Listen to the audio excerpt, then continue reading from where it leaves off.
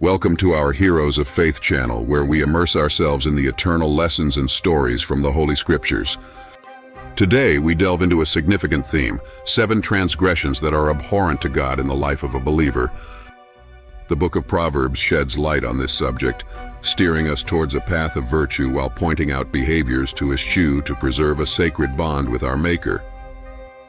Let's decode King Solomon's sage advice and ponder on its relevance in our daily lives. This presentation may not be suitable for those who view themselves as flawless and are resistant to transformation. The book of Proverbs outlines a litany of do's and don'ts that succinctly convey God's expectations of us.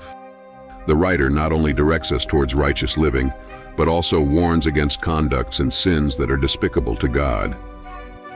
This message is epitomized in chapter 6, where it is stated that there are 6 things the Lord despises, yea, 7 that are repugnant to him: arrogant gazes, deceitful speech, hands that harm the innocent, a mind that concocts evil plans, feet eager to run towards wrongdoing, a witness who breathes falsehoods, and one who incites discord among kin.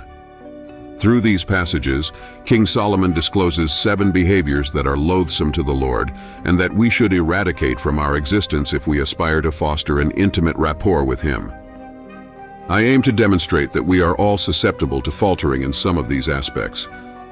First sin, arrogant gazes. Possessing arrogant gazes entails a sense of superiority, believing oneself to be above others for any conceivable reason. This peril is so profound that Scripture warns it precedes downfall, Proverbs 16:18. It's troubling to witness numerous followers who, by mere participation in church activities and Scripture knowledge, deem themselves entitled to judge and condemn, mirroring the sanctimonious leaders during Jesus' era. He narrated a parable depicting a Pharisee who, in his arrogance, thanked God for his perceived righteousness over others, contrasting with a tax collector who meekly sought divine mercy. Ultimately, the self-righteous individual was spurned by the Lord, whereas the humble man was embraced, illustrating the teaching that those who elevate themselves will be abased, and the humble exalted, Luke 18:14. Second sin, deceitful speech. Believers are expected to epitomize truthfulness, championing honesty unreservedly. Therefore, any deviation towards falsehood aligns us with adversarial forces. Jesus admonished the deceitful, attributing their lineage to the devil, the progenitor of lies, who murders truth from its inception. The temptation to present a facade or to cloak our misdeeds behind lies is formidable, yet indulging in falsehood can entangle us in our web of deception. Truthfulness should pervade our speech, reflecting a heart transformed by Jesus' teachings, for out of the abundance of the heart, the mouth speaks, Matthew 12:34. Let us implore the Lord for a heart and life renewal beginning this very moment. Third sin, hands that harm the innocent. The act of harming the innocent, immediately conjuring images of violence or murder, is gravely condemned for life, is a sacrosanct gift, beyond any individual's prerogative to terminate. However, this transgression extends beyond physical violence to include verbal and emotional abuse. Distressingly, some appear as paragons within the church, yet perpetrate violence within the confines of their homes. The commandment against murder is deepened by Jesus' teachings, equating unwarranted anger or contempt towards others as akin to murder in God's eyes, thus breaching the commandment against taking life. As John articulated, harboring enmity equates to murder, 1 John 3:15. May we seek divine grace to cherish and love all, even adversaries. Fourth sin, a mind that concocts evil plans. The inception of malevolence by our adversary can germinate within us, threatening to root deeply if we do not safeguard our hearts. Such seeds, if nurtured, bloom into bitter outcomes, anathema to the divine. The heart, ensnared by malice, becomes a breeding ground for resentment, jealousy, vindictiveness, and a plethora of negative emotions. Vigilance is paramount. Solomon admonishes, "Guard your heart above all else, for it determines the course of your life," Proverbs 4:23.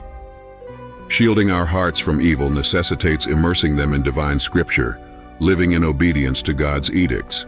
The Scripture enjoins us to dwell on the noble, the righteous, the pure, and the lovely, Philippians 4:8. Associate with those whose lives are a testament to their faith, for bad company corrupts good character. 1 Corinthians 15:33. Fifth sin, feet eager to run towards wrongdoing. Individuals whose predilection leads them swiftly towards malevolence exhibit a disturbing eagerness to inflict pain or exploit the goodwill of others.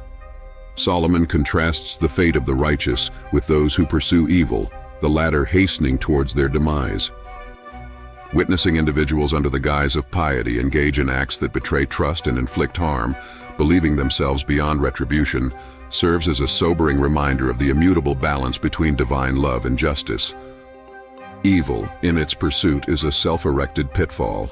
Scripture exhorts us to live honorably, eschewing the nocturnal deeds of debauchery and discord, Romans 13:13-14, urging us instead to clothe ourselves in the likeness of Christ, renouncing worldly desires.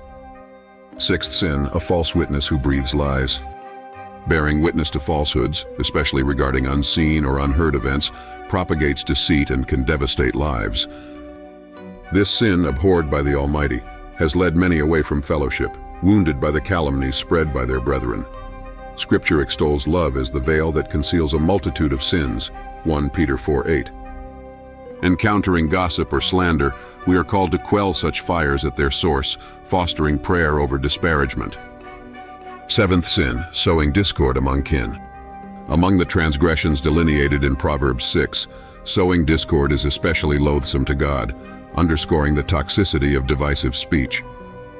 Our words possess the dual power to heal or destroy. As Solomon notes, death and life are in the power of the tongue, Proverbs 18:21.